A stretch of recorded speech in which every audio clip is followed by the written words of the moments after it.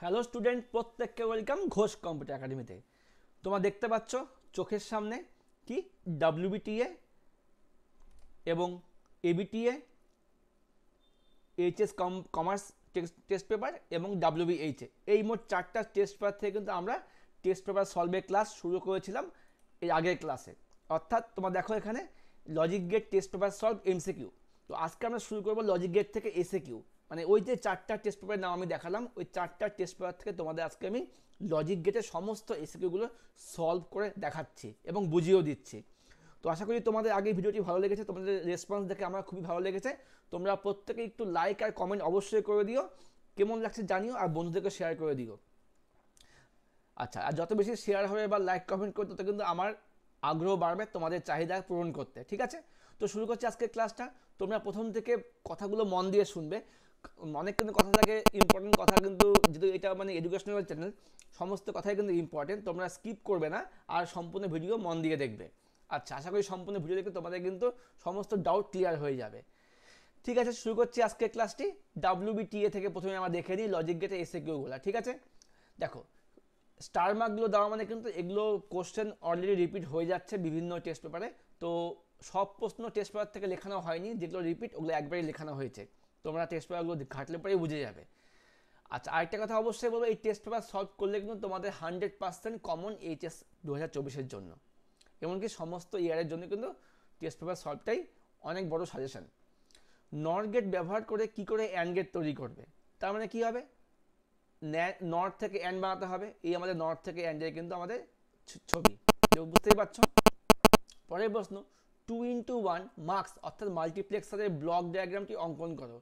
2x1, দুটো input একটা output, অবশ্যই সিলেকশন লাইন হবে কিন্তু একটা এস। তোমরা এইভাবে লিখে দেবে ইনপুট আউটপুট আর কন্ট্রোল লাইন বা সিলেকশন লাইন। ওকে, অথবা প্রশ্ন আসে একটা, 1x2 ডি মার্কসের ট্রুথ টেবিলটি লেখো। দেখো ট্রুথ টেবিল লেখার আগে আগে আমি তোমাদের ব্লকটা দেখিয়ে নিই। 1 ইনপুট, দুটো আউটপুট, একটা সিলেকশন লাইন। আর তাহলে ট্রুথ টেবিল কী হবে, সিলেকশন লাইন আমাদের একটা এস, আউটপুট দুটো আছে O0 O1, উপরে লিখে দিবে আউটপুট বলে। তাহলে আমার কি হবে, যেহেতু একটা সিলেকশন লাইন, তাহলে আমার দুবার যাবে, হয় 0 যাবে না হয় 1 যাবে।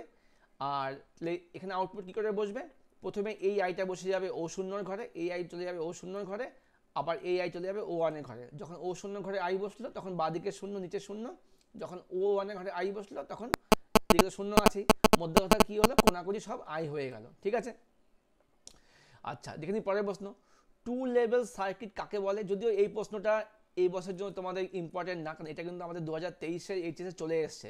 এটার সংজ্ঞা না পড়লেও হবে, তোমরা এটা উদাহরণটা দেখে রাখতে পারো। টু লেভেল সার্কিটের উদাহরণ হচ্ছে এসওপি এবং পিওএস, এটা এবার জন্য ইম্পর্টেন্ট না। আচ্ছা, আরেকটা কোশ্চেন, কি মাল্টিপ্লেক্সারকে কেন ডাটা সিলেক্টর বলা হয়। দেখো মার্কসের কাজও আগেরবার চলে এসেছিল, তো এটাও না দেখলেও হবে, তাও একবার দেখে রাখো। মাল্টিপ্লেক্সারকে কেন ডাটা সিলেক্টর বলা হয়, মাল্টিপ্লেক্সারের কন্ট্রোল লাইনের সাথে ইনপুট লাইনের সম্পর্ক কি, মাল্টিপ্লেক্সারের কন্ট্রোল লাইনের কাজ কি, একই উত্তর। এই তিনটা প্রশ্নের উত্তর কিন্তু একই ধরনের উত্তরই হচ্ছে। তাহলে কী উত্তর দেখে নাও, এখানে অনেকগুলি কন্ট্রোল লাইন বা সিলেকশন লাইনের সাহায্যে সাহায্যে অনেকগুলি ইনপুট লাইনের মধ্যে থেকে যে কোনো একটিকে আউটপুটে নিয়ে আসা হয়, সিলেক্ট করা হয়। ঠিক আছে, পরের প্রশ্ন, হাফ সাবট্রাক্টর সার্কিটের ট্রুথ টেবিলটি লেখো। এই হলো হাফ সাবট্রাক্টরের ট্রুথ টেবিল, এটা এবার জন্য ইম্পর্টেন্ট। দুটো ইনপুট হয় হাফ সাবট্রাক্টরে, আউটপুট কী হয়, ডিফারেন্স এবং বড়। 0 থেকে 0 বিয়োগ করলে 0, হাতে 0, 0 থেকে 1 বিয়োগ করলে 11, 11 1, হাতে 1, 1 থেকে 0 বিয়োগ করলে 1, হাতে 0, 1 থেকে 1 বিয়োগ করলে 0, হাতে 0। এই হলো আমাদের হাফ সাবট্রাক্টরের ট্রুথ টেবিল। এবার দেখে নিই অথবা প্রশ্নটা, 4x1 মার্কসের ট্রুথ টেবিলটি লেখো। এই আমাদের হলো 4x1 মার্কসের ট্রুথ টেবিল। তাহলে 4x1 মার্কসের ট্রুথ টেবিলে কী হয়, সিলেকশন লাইন হবে দুটো, S1 S0, আর আউটপুট হবে একটা। এইভাবে পরপর লিখে দেওয়া হবে ইনপুটগুলো, I0 I1 I2 I3। ঠিক আছে, আশা করি বুঝতে পেরেছ। আর না বুঝতে পারলে অবশ্যই চ্যানেলের মেন পেজে গিয়ে লজিক গেটের পুরো ক্লাসগুলো দেখে নেবে। আচ্ছা, 3 নম্বর প্রশ্ন, ডি মাল্টিপ্লেক্সারের কাজ কি। এটা এবার জন্য খুবই ইম্পর্টেন্ট, ডি মার্কসের প্রশ্ন আগেবার আসেনি। ডি মাল্টিপ্লেক্সারের কাজ কি, অথবা ডি মাল্টিপ্লেক্সারের কন্ট্রোল লাইনের কাজ কি, একই উত্তর সব ক্ষেত্রে। অথবা প্রশ্ন আসতে পারে, ডি মাল্টিপ্লেক্সারকে কেন ডাটা ডিস্ট্রিবিউটার বলা হয়, একই উত্তর। এখানে কন্ট্রোল লাইন বা সিলেকশন লাইনের সাহায্যে একটিমাত্র ইনপুট লাইনকে অনেকগুলি আউটপুট লাইনের মধ্যে যে কোনো একটিতে পাঠিয়ে দেওয়া হয়। ঠিক আছে, নাম্বার 4, একটি 4 বিট অ্যাডার সার্কিটের সর্বাধিক মান কত হতে পারে? 4টা 1 হতে পারে, সর্বাধিক মান 4টা 1 হয়। অথবা প্রশ্ন, ডেসিমেল টু বাইনারি এনকোডারের আউটপুট লাইনের সংখ্যা কত? 4টা। ডেসিমেল থেকে বাইনারি কিন্তু 4টা আউটপুট লাইন হয়। তোমরা কিন্তু এই প্রশ্নটার উত্তর অনেকবার এমসিকিউতে পেয়ে গেছো। 5 নাম্বার, একটি 4x1 মার্কসের ব্লক ডায়াগ্রাম কি অঙ্কন করো। 4x1 4টা ইনপুট, একটা আউটপুট, দুটো সিলেকশন লাইন। এইভাবে অবশ্যই মেনশন করে দেবে ইনপুট কোনটা, আউটপুট কোনটা, আর কন্ট্রোল লাইন বা সিলেকশন লাইন কোনটা, অবশ্যই মেনশন করে দেবে। অথবা 2x4 ডিকোডারের ব্লক ডায়াগ্রাম আঁকো। 2x4 দুটো ইনপুট, উপরে 4টা আউটপুট, বাদিকে এনাবেল ই দিয়ে দেবে, ভিতরে লিখে দেবে 2x4 ডিকোডার। কখনো কখনো এনাবেল ই না লিখতে নাম্বার পেয়ে যাবে, কিন্তু লিখে দেওয়াটাই ভালো, ঠিক আছে। আর উপরে অবশ্যই লিখে দেবে ইনপুট কোনটা, আউটপুট কোনটা, আর এনাবেল কোনটা লিখে দেবে, ঠিক আছে। আচ্ছা, আর অবশ্যই স্কেল ইউজ করবে। বেসিক গেট ব্যবহার করে এক্সর গেট তৈরি করতে, বেসিক গেট থেকে এক্সর গেট। যদি আমরা শুধু এক্সর গেট রাখতো তখন কিন্তু আমরা এরকম এক্সর গেট আমরা এঁকে দিতাম, যেটা এক্সর এর মেন চিহ্ন, ঠিক আছে। যেহেতু বেসিক গেটতে বলছে আমাদের কিন্তু এ বার বি প্লাস এ বি বার এই সমীকরণটাকে বের করতে হবে। অর্থাৎ এ গেল এ বার, বি গেল নর্মালি এখানে এ বার বি হলো, এখান থেকে একে নিয়ে গেলে এখান থেকে বিকে নট লাগালে এ ইন্টু বি বার এখানে হয়ে গেল, দুটোকে যোগ করে দিলে অর গেট দিয়ে। এই হলো আমাদের বেসিক গেট থেকে এক্সর গেট। আচ্ছা, পরের প্রশ্ন, 2 ইনপুট নর গেট ব্যবহার করে নর গেটের ট্রুথ টেবিল। নরের ট্রুথ টেবিল। আচ্ছা, নর বলতো কার উল্টো? নর হচ্ছে অরের উল্টো। অরের ক্ষেত্রে আমার কী হচ্ছে? 0 1 1 1, এক্ষেত্রে আমার উল্টে যাবে 1 0 0 0। ভালো করে মনে রাখবে, নরের সমীকরণ কী হয়? এ প্লাস বি মাথায় বার। এই হলো আমাদের নর গেটের ট্রুথ টেবিল। আচ্ছা, এবার চলে আসি, কাকে ডেটা ডিস্ট্রিবিউটার বলা হয়? অবশ্যই বলা হয় ডি মাল্টিপ্লেক্সারকে। তাহলে ডেটা সিলেক্টর কাকে বলা হয়? ডেটা সিলেক্টর বলা হয় মাল্টিপ্লেক্সারকে। হয়ে গেল। নাম্বার 9, 2 ইনপুট এক্সর গেটের ট্রুথ টেবিল লেখো। এক্সর এর ট্রুথ টেবিল কী হবে? 0 1 1 0 এলো 2 ইনপুট এক্সর এর ট্রুথ টেবিল। আর যদি বলতো এক্স নরের ট্রুথ টেবিল তখন কী হতো? 1 0 0 1। আশা করি বুঝতে পেরেছ। এখান থেকে তোমার প্রশ্ন আসে, কোন গেটে ইনপুট সংখ্যা যুগ্ম সংখ্যক ইনপুট আছে কিনা কী করে বুঝবে? এক্সর গেটে দেখো 0 0 হলেও 0 হচ্ছে, 1 1 হলেও 0 হচ্ছে। আবার এক্স নরের ক্ষেত্রে একই ব্যাপার, 0 0 হলে 1 হয়, 1 1 হলেও 1 হয়। বুঝতে পেরেছ? আচ্ছা, পরের প্রশ্ন, ইউনিভার্সাল গেট কাকে বলে? উদাহরণ দাও। যে লজিক গেটের সাহায্যে 3টি বেসিক গেট অর্থাৎ অ্যান্ড অর নট তৈরি করা যায় তাকে বলে ইউনিভার্সাল গেট। উদাহরণ কি? ন্যান্ড আর নর। ন্যান্ড এবং নরকে কিন্তু বলা হয় ইউনিভার্সাল গেট, তোমরা সবাই জানো। পরের প্রশ্ন, মাল্টিপ্লেক্সার ও ডিমাল্টিপ্লেক্সার মানে পার্থক্য। ভালো প্রশ্ন, ইম্পর্টেন্ট প্রশ্ন। মাল্টিপ্লেক্সার হলো এমন এক ধরনের কম্বিনেশনাল লজিক সার্কিট যেখানে অনেকগুলো ইনপুট লাইন, কন্ট্রোল লাইন এবং একটি মাত্র আউটপুট লাইন থাকে। তাহলে ডিমাক্স এরই উল্টো কি আছে? অন্যদিকে ডিমাল্টিপ্লেক্সার হলো এমন এক ধরনের কম্বিনেশনাল লজিক সার্কিট যেখানে একটি মাত্র ইনপুট লাইন, অনেকগুলি কন্ট্রোল লাইন ও আউটপুট লাইন থাকে। আশা করি বুঝতে পেরে গেছো। পরের প্রশ্ন, ন্যান্ড গেট থেকে অর গেট। খুব সোজা ব্যাপার, ন্যান্ড থেকে অর। এই হলো আমার ন্যান্ড থেকে অরের ছবি। ন্যান্ড থেকে অর, নট থেকে অ্যান্ড এবার জন্য খুবই ইম্পর্টেন্ট। অর্থাৎ বিভিন্ন ইউনিভার্সাল গেট থেকে বেসিক গেটগুলো তোমরা অবশ্যই দেখে রাখবে ভালো করে। দেখি পরের প্রশ্ন, একটি 1x4 ডিমার্কসের ট্রুথ টেবিলটি আঁকো। 1x4 তাহলে কী হবে? দুটো সিলেকশন লাইন আর 4টা আউটপুট। আউটপুট লেখার নিয়ম কি? কোনো না কোনো আই লিখে দেবে, তাহলে হয়ে যাবে। এই হলো আমাদের 1x4 ডিমার্কসের ট্রুথ টেবিল। যদি এটাকে আবার 1x8 বলতো, 3টা হতো সিলেকশন লাইন, 8টা হতো আউটপুট লাইন। তো সেক্ষেত্রে আউটপুট কিন্তু অবশ্যই তোমরা ডান দিক থেকে বাঁ দিকে শুরু করবে, মানে O0 O1 O2 O3 এইভাবে শুরু করবে, ঠিক আছে। তো এই ছিল আমাদের WBT থেকে কিন্তু আমাদের এসিকিউগুলো, ঠিক আছে। এবার আমরা দেখে নেবো তোমাদেরকে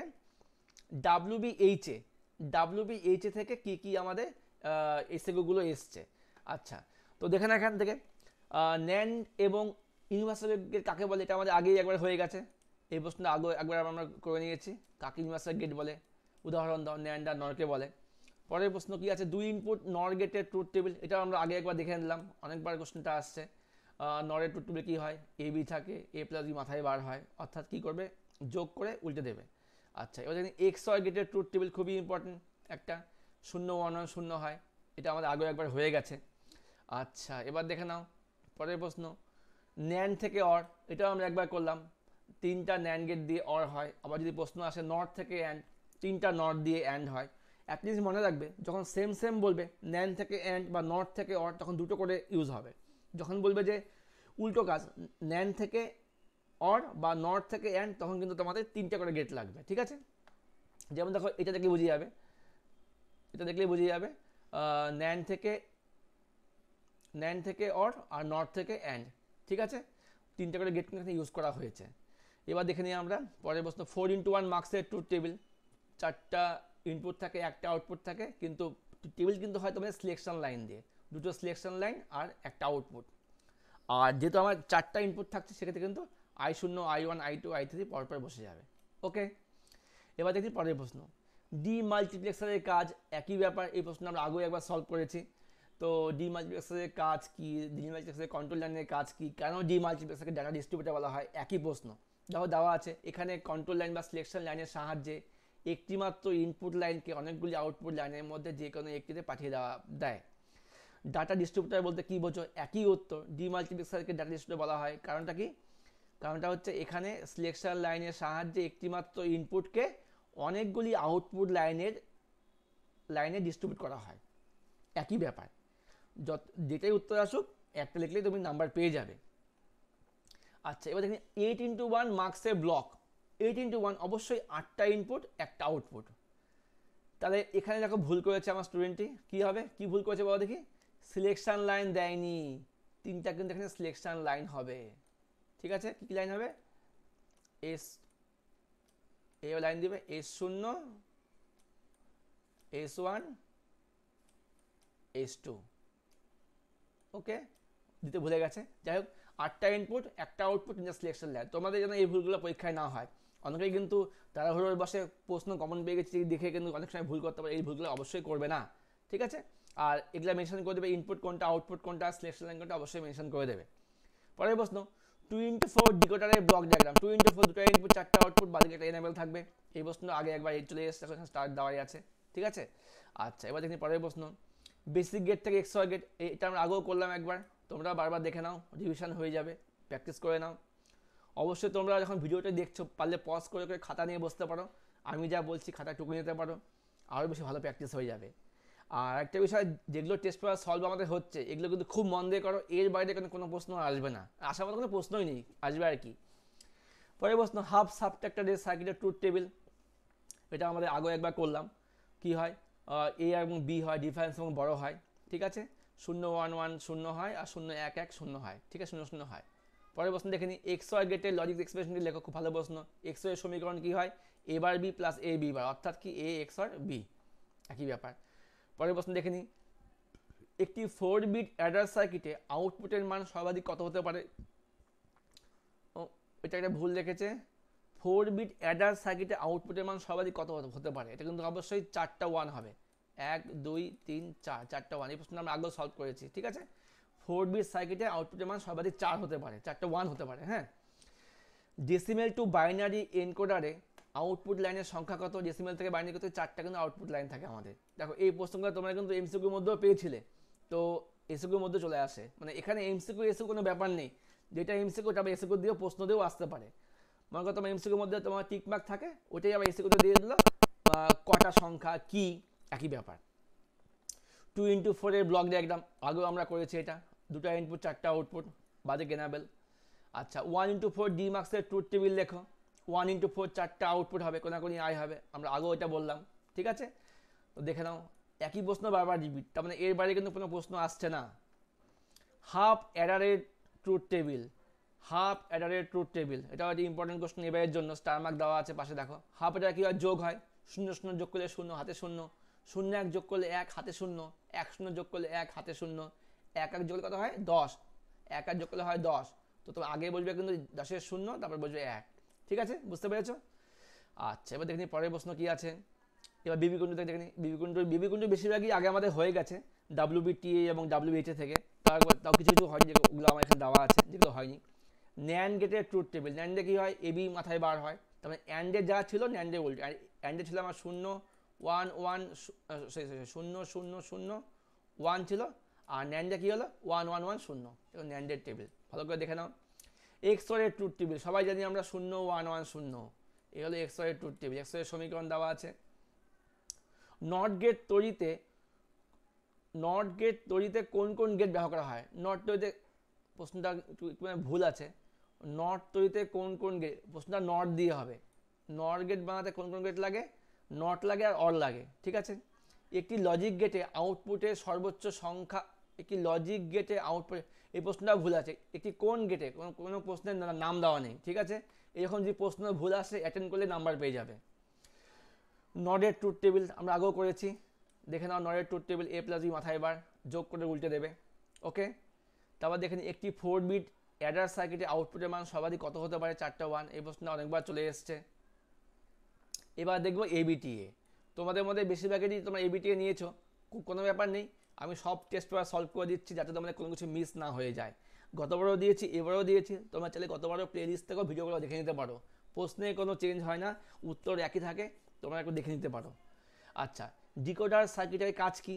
এখানে n সংখ্যক ইনপুট লাইনের জন্য সর্বাধিক 2n সংখ্যক আউটপুট লাইন পাওয়া যায়, এটা লিখে দিলেও পারো, ঠিক আছে।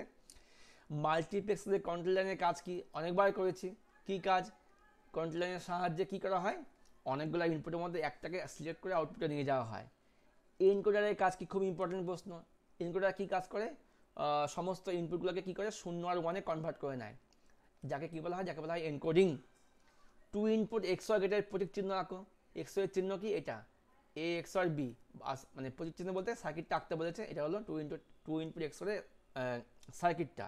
যদি বলতে বেসিক গেট দেখো তখন তোমাকে কিন্তু A bar B plus A B বার ওই ছবিটা আঁকতে হতো, বড় ছবিটা আঁকতে হতো, যেটা উপর দিকে আছে। অক্টাল টু বাইনারি ব্লক চিত্র, ভালো প্রশ্ন একটা। অক্টালে কি হয়, 8টা হয় ইনপুট, 8টা ইনপুট এখানে দেওয়া আছে, আর 3টা আছে আউটপুট। ইনপুট আউটপুট লিখে দাও, বাদিকে এনেবল করে দাও, বা তোমরা এই ইনপুটটাই এদিকেও করতে পারতে, আউটপুটটা কিন্তু তোমরা এদিকেও করতে পারতে, একই ব্যাপার, করলেই হলো, ঠিক আছে। একটি হাফ সাবট্রাক্টরে কতগুলি ইনভার্টার থাকে? একটি, ভালো প্রশ্ন। ইনভার্টার মানে কি? Not gate. একটা হাফ সাবট্রাক্টর তৈরি করতে গেলে তোমার কটা নট গেট প্রয়োজন? একটা নট গেটে কিন্তু আমার কাজটা হয়ে যাচ্ছে, ঠিক আছে। নিচে বুলিয়ান এক্সপ্রেশনটি কোন ভেরিয়েবলের উপর নির্ভর করে না? উত্তর হবে ডি। এই ডিটা আমার না হলেও কিন্তু আমার হতো, কারোর উপর নির্ভর করে না। দেখি পরের প্রশ্ন। A = A XOR B মাথায় বার, এটা কোন গেটের বুলিয়ান সমীকরণ? অবশ্যই এক্স নর গেট। তোমাদের কিন্তু আমি এটা আগের এমসিকিউতে বলেছিলাম, এক্স নর গেটের চিহ্ন কোনটা হয়? একটা A ডট গোল দিয়ে B, ওটাও এক্স নরের চিহ্ন, এটাও এক্স নরের চিহ্ন, তোমরা যেভাবে ইচ্ছা লিখতে পারো। এখানে কোন গেটের সমীকরণ? এটা এক্স নরের সমীকরণ। যদি মাথায় বার না হতো তবে কী হতো? বার না হলে হতো XOR হতো, ঠিক আছে। ফুল সাবট্রাক্টর বলতে কি বোঝো? ভালো প্রশ্ন। যে কম্বিনেশনাল লজিক সার্কিটে 3টি বাইনারি বিটের বিয়োগফল নির্ণয় করা হয় তাকে বলা হয় ফুল সাবট্রাক্টর, ওকে। ডিকোডারকে, ভালো প্রশ্ন একটা, ডিকোডারকে কেন মিন টার্ম জেনারেটর বলা হয়? এটা ভালো প্রশ্ন, একবার পেলাম। আমরা লক্ষ্য করি যে প্রত্যেকটা ইনপুট কম্বিনেশনের জন্য নির্দিষ্টভাবে একটি আউটপুট ট্রু হয়, এবং প্রত্যেকটা আউটপুট ইকুয়েশনের সমস্ত ইনপুট ভেরিয়েবলগুলি থাকে। তাই ডিকোডারকে মিন টার্ম এক্সপ্রেশনের সাম নির্ণয় করতে ব্যবহার করা হয় বলে একে মিন টার্ম জেনারেটর বলে। এটা ভালো করে মুখস্থ করে নিও। পরের প্রশ্ন, একটি m×1, ভালো প্রশ্ন, m×1 যদি n সংখ্যক সিলেকশন লাইন থাকে তবে m ও n এর মধ্যে সম্পর্ক কি? ব্যাপারটা বোঝো। তাহলে আমার কি বলছে, ইনপুট কটা m, আউটপুট কটা 1, আর সিলেকশন লাইন কটা n, কোনো সংখ্যা দেওয়া নেই। তার মানে কি? তার মানে এটা হচ্ছে মাল্টিপ্লেক্সার। মাল্টিপ্লেক্সারে সিলেকশন লাইনের কাজটা কি সেটাই কিন্তু এখানে হবে, একটু ঘুরিয়ে দিয়েছে। অর্থাৎ তাহলে কী হবে, এখানে সিলেকশন লাইন অর্থাৎ n, দেখো কী লিখেছে এখানে, n সংখ্যক সিলেকশন লাইনের সাহায্যে m সংখ্যক ইনপুট লাইনের মধ্যে থেকে যে কোনো একটিকে সিলেক্ট করে আউটপুট লাইনে নিয়ে যাওয়া হয়। বুঝতে পারলে? এই ছিল স্টুডেন্ট আমাদের কিন্তু 4টা টেস্ট পেপার থেকে এসএকিউ সলভ। তাহলে কিন্তু আমাদের লজিক গেটের কিন্তু এমসিকিউ এবং এসএকিউ তোমাদেরকে খুব ভালো মতো অ্যান্সার দিয়ে দিলাম। তোমরা এইগুলো ভালো মতো রপ্ত করো। রপ্ত বলতে খাতায় করে দেখো, তোমাদের এইগুলো থেকেই 100% কমন পেয়ে যাবে। এবার বাকি থাকলে লজিক গেটের এসএকিউ নিয়ে খুব তাড়াতাড়ি চলে আসছি। তোমার চ্যানেলের সঙ্গে থাকো, একটু নতুন নতুন বন্ধুদেরকে শেয়ার করে দাও, আর অবশ্যই কমেন্ট করে জানিও তোমাদের কেমন লাগছে। ওকে, বেস্ট অফ লাক, খুব ভালো রেজাল্ট হোক এটাই আশা করি।